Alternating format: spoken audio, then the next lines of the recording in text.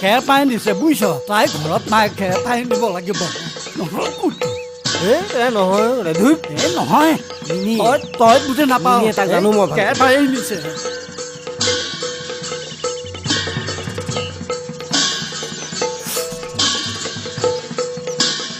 এখন তাই গাঁও তলতে পালো চাওঁ মাই আৰু দেউতা তহঁতে বেয়া নেপাবি তহঁতক নোকোৱাকে মই